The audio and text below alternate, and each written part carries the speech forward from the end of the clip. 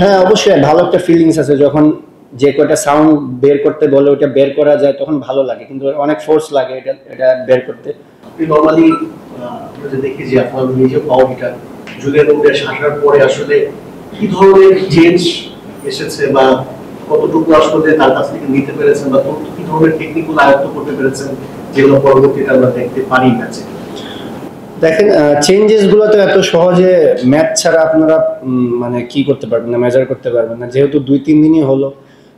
Maximum skill নিয়ে কাজ হয়েছে, তো এইগুলাই স্কিলগুলাই আবার সামনে হয়তো সিলেটে আমাদের নেট হবে, ওইখানে আরো ডিফারেন্ট কিছু হবে।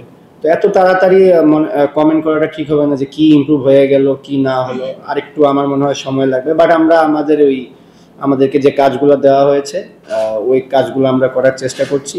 সো এই সুইং প্র্যাকটিসগুলা কিংবা ডিফারেন্ট ড্রিলসগুলো এগুলো অবশ্যই কাজে আসবে।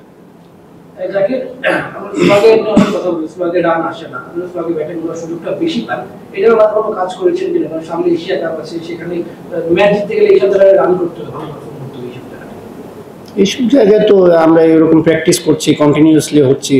স্লগে এমন একটা জায়গা সবসময় কিছু সময় হবে কিছু সময় হবে না, টপ অর্ডাররা ভালো খেলে স্লগে এত লাগে না আবার, তো এটা মেনটেন করেই চলতে হবে। তো আমরা ওইরকম ভাবে কাজ করছি, এভাবে আগাচ্ছি।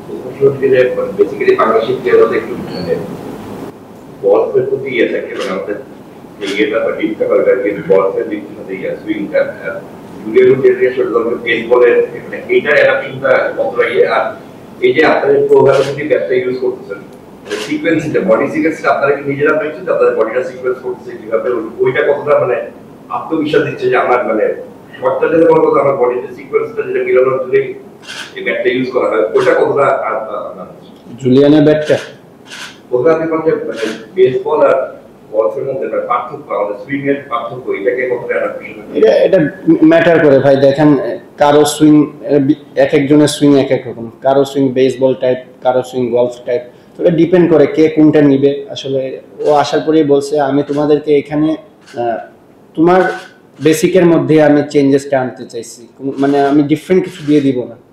তো ওইরকম কিছুই বলছে, তো যার যার প্যাটার্ন অনুযায়ী ওই কাজটা দেওয়ার চেষ্টা করতেছে।